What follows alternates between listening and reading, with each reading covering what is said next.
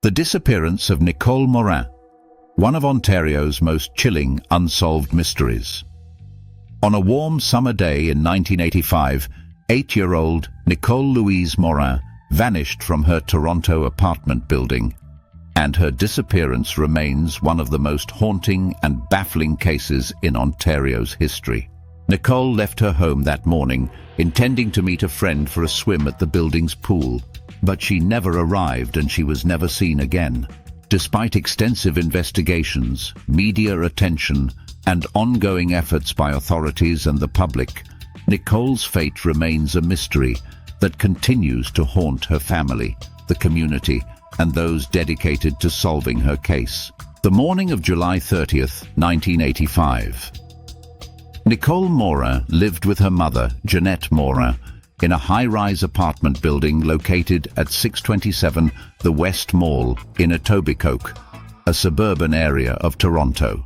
The complex was part of a cluster of residential towers surrounded by parks and schools, and it was generally considered a safe neighborhood for families.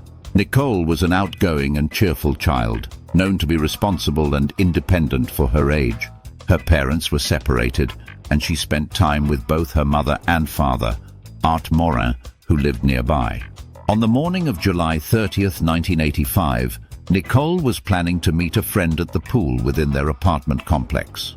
It was the middle of the summer, and the children were eager to enjoy a swim in the building's private pool, which was a popular spot for the residents.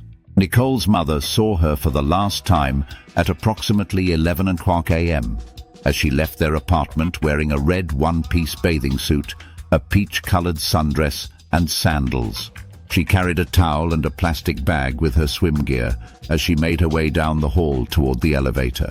Nicole's friend, who was already waiting for her at the pool, called up to the apartment at around 11:30 a.m., wondering why Nicole hadn't arrived yet.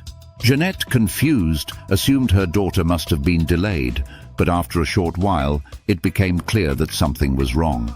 Nicole had never made it to the pool. Jeanette immediately called the police, reporting that her daughter had disappeared within the confines of the building. The initial search. Toronto police arrived quickly, launching an extensive search for Nicole. Officers canvassed the entire apartment building, searching every floor, stairwell, and even storage lockers, hoping to find any trace of the missing girl. Flyers with Nicole's picture were distributed, and residents of the complex were interviewed to see if anyone had witnessed her movements that morning. Given that Nicole had vanished between her apartment on the 20th floor and the pool on the ground floor, investigators initially speculated that she may have encountered someone in the building. However, no witnesses came forward to say they had seen her that morning, and there was no clear indication of what had happened after she left her apartment. Over the next several days, the search for Nicole expanded. Helicopters, search dogs, and mounted police were deployed to comb the surrounding areas, including the nearby Centennial Park and the apartment's parking lot. Divers were even brought in to search the pool, although there was no indication that Nicole had ever arrived there. Despite these efforts, the search turned up no clues. Early theories and investigative challenges. From the outset, there were several theories about what might have happened to Nicole Morin. The most obvious and frightening possibility was that she had been abducted, possibly by someone who lived in the building or was familiar with the area.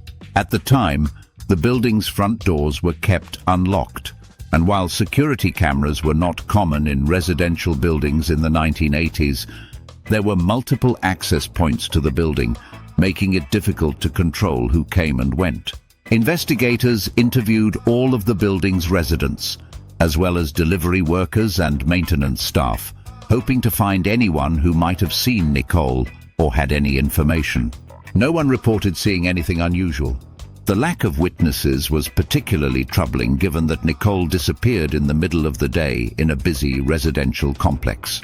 Another theory was that Nicole had wandered away from the building on her own, possibly getting lost or injured somewhere nearby.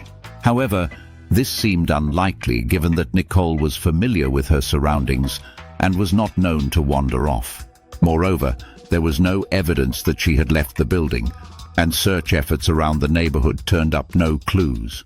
Despite a wide-reaching investigation and numerous tips from the public, the case quickly went cold. Police set up a 24-hour hotline for tips and received hundreds of calls from people across Ontario, but none of the leads led to a breakthrough. The case was complicated by the fact that there was no physical evidence, no witnesses, no forensic clues, and no clear indication of whether Nicole had been taken by someone she knew or by a stranger. Impact on the community and media attention. Nicole Morin's disappearance sent shockwaves through Toronto and beyond. The case was widely covered by local and national media, and Nicole's face became familiar to people across Canada. The sight of her smiling photo on missing persons posters and news reports struck a chord with the public, and her disappearance led to an increased awareness of child safety. Nicole's parents, Jeanette and Art Morin, made repeated public appeals for information, pleading for anyone with knowledge of their daughter's whereabouts to come forward. Despite their heartbreak, they remained hopeful that Nicole would be found. However, as the weeks turned into months, the hope of finding Nicole alive began to fade. The disappearance also had a profound impact on the local community. Parents in the neighborhood became increasingly vigilant, and concerns about child abduction grew. In the wake of Nicole's disappearance, authorities and community groups emphasized the importance of child safety, including implementing new safety measures in residential buildings and increasing public awareness about the risks of abduction. The years that followed, in the decades that followed, Nicole Morin's case remained active, though leads continued to be few and far between.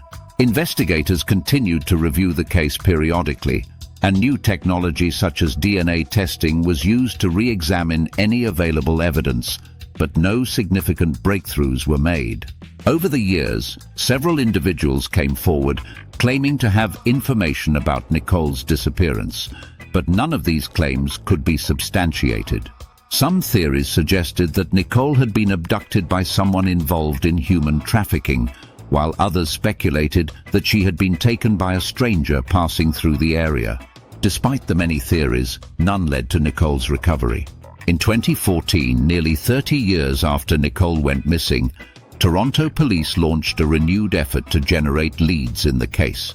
A new social media campaign was introduced, and the case was revisited in the media in hopes of bringing Nicole's story to a new generation. The police released age-progressed images of what Nicole might look like as an adult, and they encouraged anyone with information, no matter how small or seemingly insignificant, to come forward. Despite this renewed effort, Nicole's case remains unsolved, and her whereabouts are still unknown. Over the years, there have been occasional tips and unconfirmed sightings, but nothing has brought investigators closer to the truth. A haunting mystery. Nicole Morin's disappearance is one of the most chilling, unsolved cases in Ontario's history, a story that continues to resonate with those who remember her face on missing person posters and news reports. Her case is a tragic reminder of the many children who go missing each year, and the lasting impact that such cases have on families and communities. For Nicole's family, the pain of her disappearance has been unbearable. Her parents, though separated, shared a common goal: to find out what happened to their daughter and bring her home. Despite the passage of time, their love for Nicole and their desire for answers has never wavered. The Toronto police, who have never officially closed the case, continue to encourage anyone with information to come forward. To this day, Nicole Morin's fate remains a heartbreaking mystery, a case that has haunted Ontario for more than 3 decades. Conclusion. The disappearance of Nicole Morin remains one of the most baffling and heartbreaking unsolved cases in Canadian history. In the years since she vanished from her apartment building on that fateful July day in 1985, her case has been the subject of extensive investigations, media coverage, and renewed efforts to find answers. Yet, despite all of these efforts, the mystery of what happened to Nicole continues to haunt those who knew her and those who have followed the case. Nicole's story is a stark reminder of the vulnerability of children and the importance of vigilance in protecting them. Though decades have passed, there is still hope that one day the truth about Nicole's disappearance will be uncovered, and her family can finally find the closure they have sought for so long. Until then, Nicole Morin's case stands as one of Ontario's most chilling and enduring unsolved mysteries.